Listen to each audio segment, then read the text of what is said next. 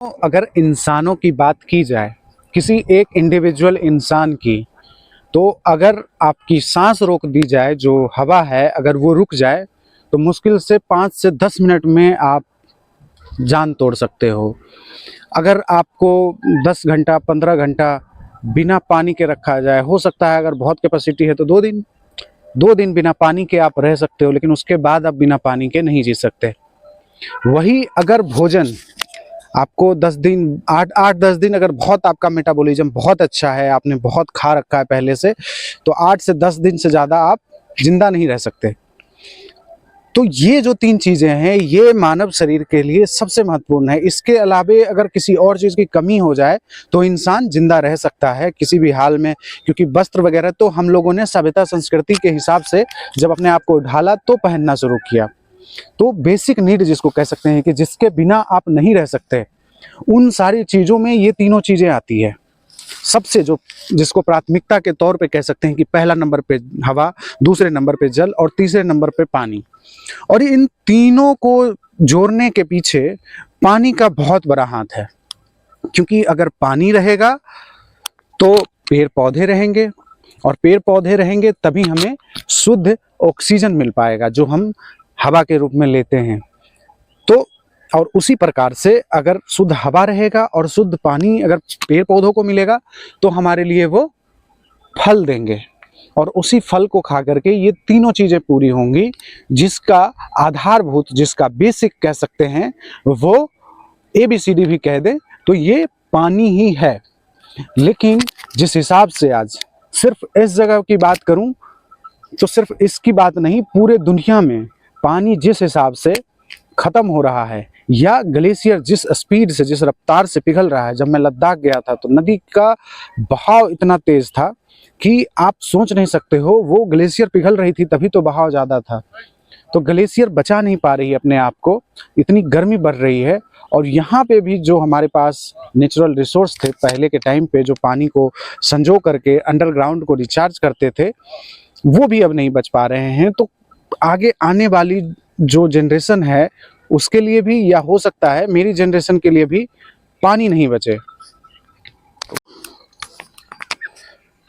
दोस्तों, जिस हिसाब से दिल्ली या अन्य शहरों में पानी की जो किल्लत है, उसको देखते हुए मुझे ये एहसास हुआ कि मेरा भी शहर है और मेरा भी गांव है, जहाँ पे पानी की पिछले अगर 20 सालों की बात करें तो लेयर इतना डाउन गया है और इतना नीचे गया है कि मतलब आश्चर्यचकित करने वाली बात है।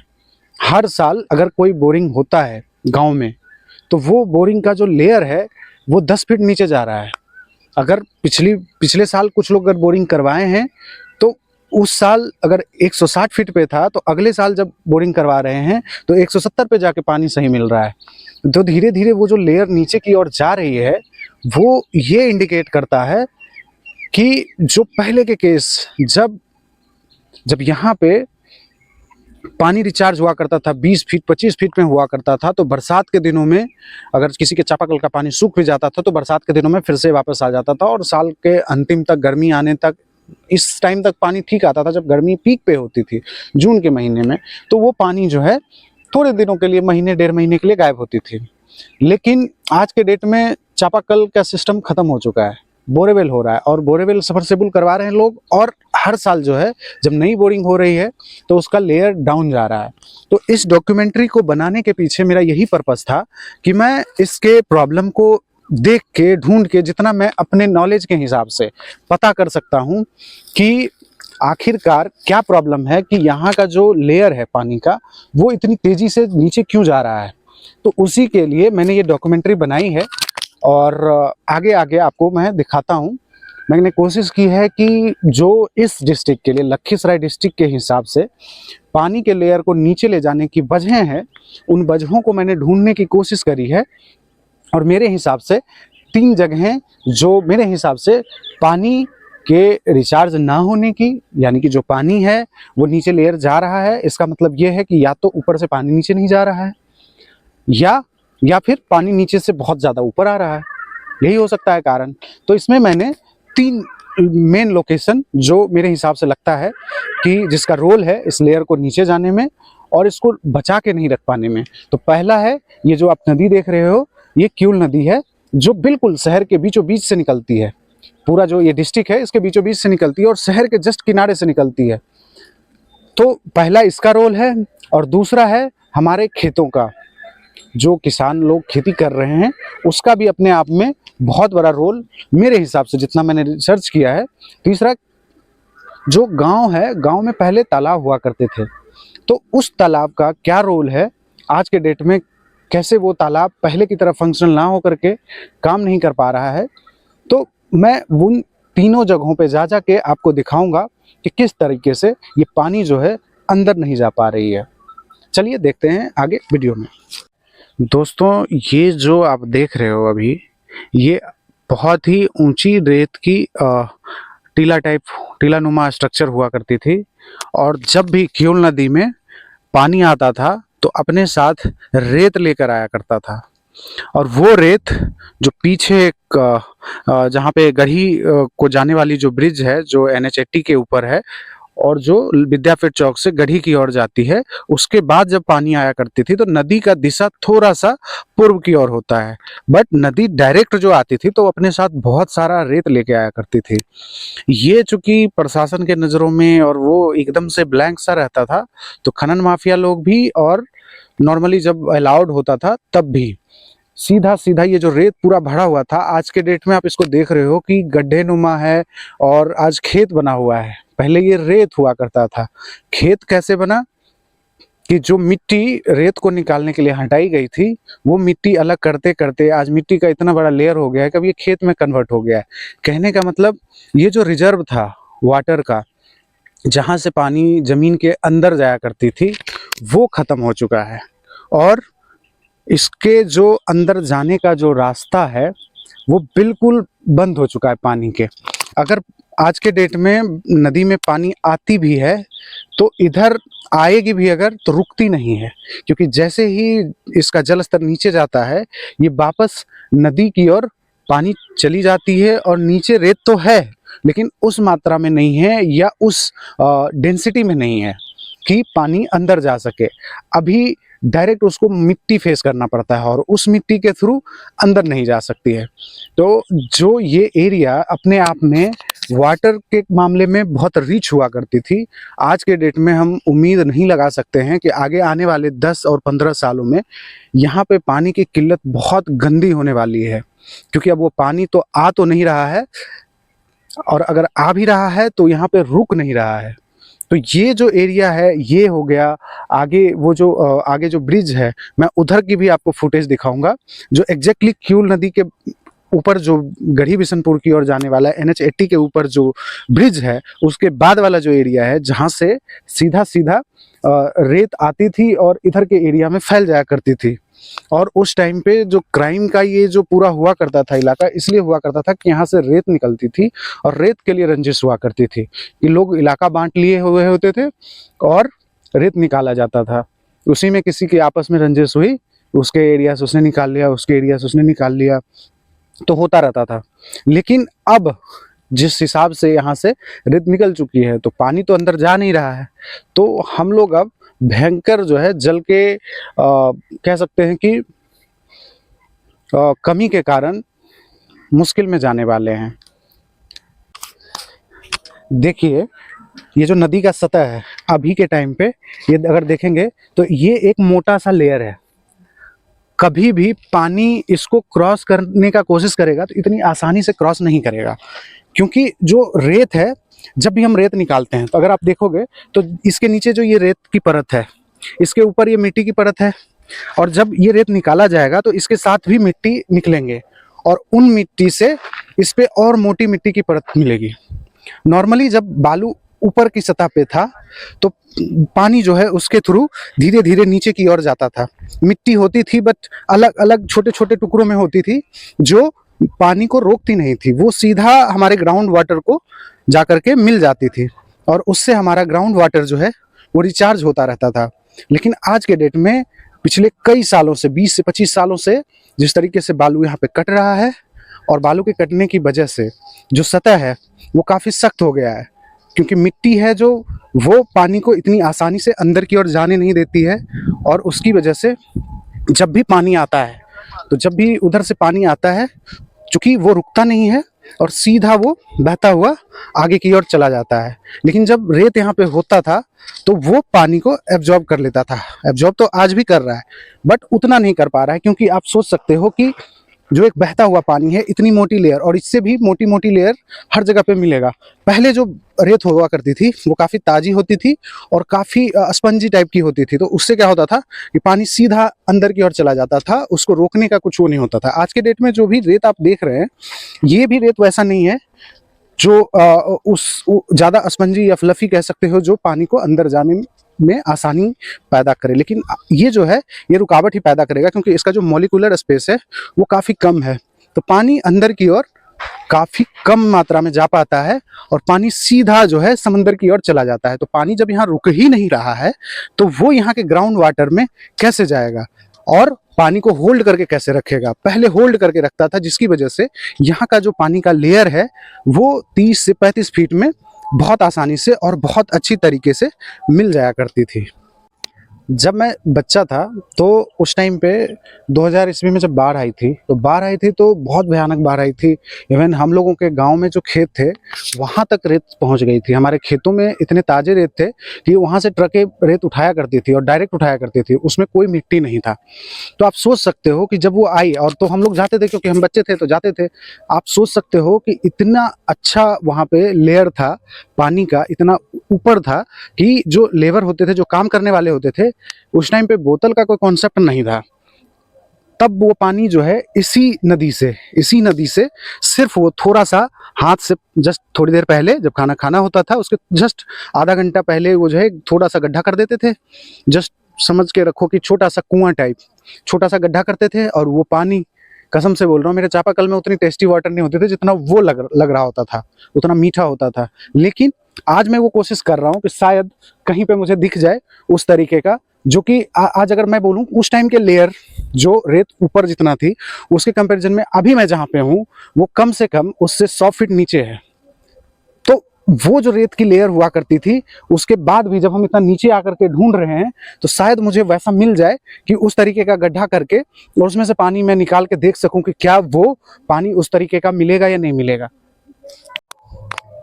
देखिए, ढूंढते ढूंढते मैं पानी की सतह पे आ गया हूँ, जो कह सकते हैं कि यहाँ पे वाटर का लेवल यही है। अगर ये मिट्टी की सतह यहाँ से अगर थोड़ी दूर तक, अगर पास तक देखो, तो वो जो गांव है वो इतनी नीचे तक अगर बोरवेल करते हैं तो उनको अच्छी पानी मिल सकती है, क्योंकि वो डायरेक्ट इससे जुड़ा हुआ है।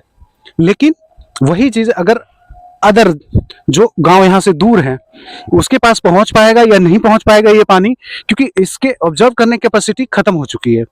तो फाइनली हम वो तो नहीं ढूंढ पाए जो मैं ढूंढना चाह रहा हूँ, जिससे कि वो साफ पानी दिखे मुझे जस्ट एक छोटा सा गड्ढा करने से।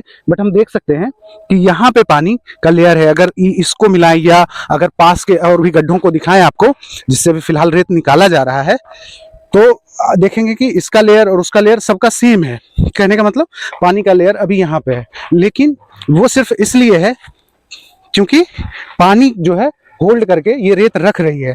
तो अगर हम संरक्षित करना चाहें तो ये हमारा सबसे बड़ा दोस्त हो सकता है, जो पानी को बचा के रखेगा हमारे फ्यूचर के लिए और हमारे लिए भी। दोस्तों, ये जो लोकेशन है जो आप देख रहे हो, आप मेरे पीछे अगर आप देख सकते हो तो वो देखिए, वो जो है ब्रिज है जो NHSC के ऊपर, जो भागलपुर की ओर जाने वाली जो NHSC है उसके ऊपर बना हुआ ब्रिज है। और ये जो एरिया है एग्जैक्टली जब नदी ब्रिज को क्रॉस करती थी तो इधर पे रेत फेंका करती थी, और ये एरिया अपने आप में भरा हुआ होता था रेत से। और इसके पीछे एक और है कि जब गंगा नदी, एक्चुअल में क्या है कि ये क्यूल नदी आगे जाके गंगा नदी में मिलती है। बरसात में जब गंगा नदी में पानी भर जाता था तो वो पानी आकर के लगभग महीनों, 1.5 महीने तक इसको बराबर करके रखती थी, और पीछे आगे तक गंगा नदी इसको धक्का देकर रखा करती थी। आज के डेट में आप ये सोचिए कि कितना अच्छा मतलब ये जगह है और कितना अच्छा लोकेशन है कि अपने आप नेचुरली ये अपने आप को गंगा नदी से रिस्टोर करता था। आज के डेट में पैसा लगा के, पाइप लगा करके वहाँ से पानी गंगा नदी से मोकामा से उठा के और गया ले जाया जा रहा है, नवादा ले जाया जा रहा है। आप सोचो कि गंगा नदी खुद इसको रिचार्ज करती थी और अभी भी हर साल आके करती है, बट रिचार्ज इसलिए नहीं कर पा रही है क्योंकि इसका जो लेयर है वो मिट्टी से अब सख्त हो चुका है, वो रेत वाला लेयर नहीं है। और सिर्फ यही नहीं, ये जो लोकेशन है अभी मैं आपको दिखाऊं तो ये जो है केसस कॉलेज का है और ये इसको भी नहीं छोड़ा है रेत माफियाओं ने, और इन जमीनों को तो किया ही किया है। रेत माफियाओं ने केसस कॉलेज की जमीन को भी पूरा निशाना बना करके यहाँ से, क्योंकि यहाँ पे अंधाधुंध खनन हुई है।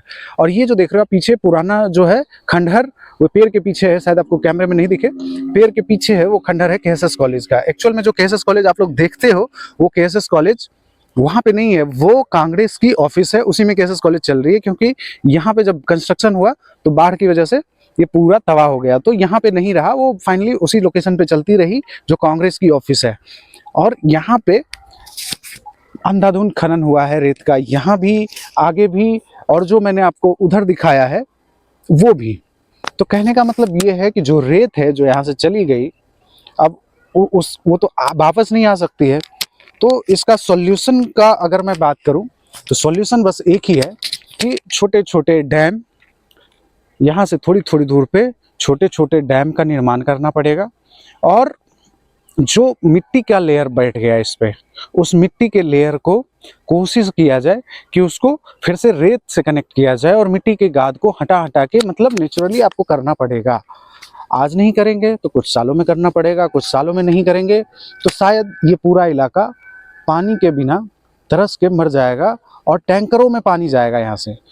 जैसे दिल्ली और अदर शहरों में टैंकरों में पानी जाया करती है, वैसे ही यहाँ पे भी जाया करेगी कि पहले पानी उधर नाली से आएगा और इधर फिर टैंकर, एक जगह पे गड्ढा होगा कहीं पे, वहाँ से टैंकर पानी उठाएगा, उसको फिल्टर करेगा, फिर आपके घरों में सप्लाई करेगा। तो कहीं ना कहीं ये करना बहुत ज़रूरी है जब वो डैम हो। और उसमें ये भी होगा कि जब डैम होगा तो वहाँ पे क्रिएचर्स होंगे अलग अलग, और गंगा नदी जब वो वापस आएगी तो उसके डैम के फाटक खोल दिए जाएंगे। गंगा नदी का जब पानी वापस चला गया, उसको लॉक कर लिया, वहाँ पे जो क्रिएचर्स जो होते हैं वो पानी को अपने आप वो इस तरीके का बनाते हैं कि पानी अंदर रिस रिस के जाते रहे।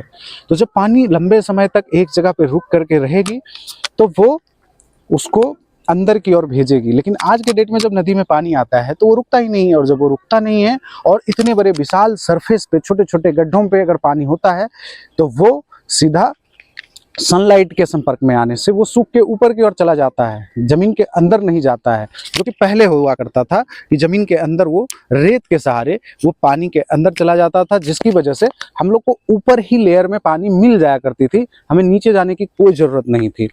लेकिन आज के डेट में जब वो ऊपर पानी नहीं मिल रहा है तो हम लोग नीचे के लेयर से पानी निकालना स्टार्ट कर रहे हैं, और हर साल दर साल हम लोग नीचे डिग आउट कर रहे हैं और उसको निकाल के हम वहाँ से पानी पी रहे हैं। तो आप सोचो कि जहाँ से पानी निकल जाएगा वहाँ पे जो लेयर है वो और सख्त होता जाएगा धीरे धीरे करके। एक टाइम ऐसा आएगा जब सरकार नियम लगाएगी कि पानी का बोरिंग नहीं हो सकता है, जैसे दिल्ली जैसे बड़े बड़े शहरों में नहीं हो पाता है, या फिर उतना पैसा ही नहीं है किसी के पास कि उतना डीप बोरिंग कर पाए। तो उस सिचुएशन से बचने के लिए सरकार को बहुत जल्द ये स्टेप लेने की ज़रूरत है कि यहाँ पे डैम, छोटे छोटे डैम बनाए और उस पानी को रिस्टोर करने की कोशिश की जाए, ताकि वहाँ पे जब क्रिएचर होंगे, अलग अलग जो जलीय जीव होते हैं, उनका भी बहुत बड़ा रोल होता है पानी को ज़मीन के अंदर भेजने में। और जब पानी अंदर की ओर जाएगी तो मुझे लगता है कि आने वाले जब 100-50 साल बाद भी अगर पानी की कमी पूरे दुनिया में हो रहा होगा तो हम लोग पानी की किल्लत में नहीं होंगे, हमारे पास पानी होगा। और आगे आने वाला टाइम जो है वो पानी का ही है और पानी के लिए ही लड़ाई होगी। मैं थोड़ा सा फुटेज हो सकेगा तो मैं मार्केट की ओर वाला भी दिखाना चाहूँगा, जो बिल्कुल बिल्कुल वीरान हो चुका है। मैंने आपको शुरुआती फुटेज जो दिखाया है वो वहाँ का दिखाया है, जो आगे लखीसराय शहर से पहले है, हसनपुर से आगे है नदी में। आप समझ रहे हो, वहाँ से रेत निकल चुका है, बहुत पहले निकल चुका है, ये उससे भी पहले निकल चुका है। फिर जो मार्केट है वो मार्केट वाली एरिया है, क्योंकि वहाँ पे हर साल नए रेत आया करते थे, तो वो धीरे धीरे निकलते जाते थे, आते जाते थे, फिर निकलते जाते थे। तो कहने का मतलब ये है कि अब रेत बचा नहीं है जिनसे घर भी बनाया जा सके, क्योंकि रेत इतनी अच्छी क्वालिटी के यहाँ से निकलती थी जो घरों में इस्तेमाल होते थे, तो बहुत महंगी बिकती थी। और इसके पीछे काफ़ी यहाँ पे जो जितना क्राइम का वो जो चलता था वो रेत की वजह से ही चला करता था। अब रेत निकल चुका है और रेत अब अगर आप देखोगे तो बड़े बड़े स्टॉक हो रहे हैं और दूर से आ रहे हैं रेत। अब इधर के रेत ज़्यादा इस्तेमाल में भी नहीं है। लेकिन अब जो सबसे बड़ा जो खतरा जो मंडरा रहा है हमारे सर पे, वो पानी का है। क्योंकि अगर पानी नहीं रहेगा तो ना हवा रहेगा, ना पेड़ रहेगा, और पेड़ नहीं रहेगा तो ना हम खा पाएंगे, ना सांस ले पाएंगे, और ना पानी पीने के लिए जो चाहिए वो भी नहीं रहेगा। अगली कड़ी में मैं आपको दिखाऊंगा कि खेतों का क्या रोल है। खेत जो पहली पद्धति थी और आज की जो पद्धति है, उसकी वजह से कैसे जो हमारा वाटर लेयर है वो नीचे जा रहा है और रिचार्ज नहीं हो पा रहा है। तो आप वीडियो में आगे बने रहिए, मैं आपको दिखाता हूँ।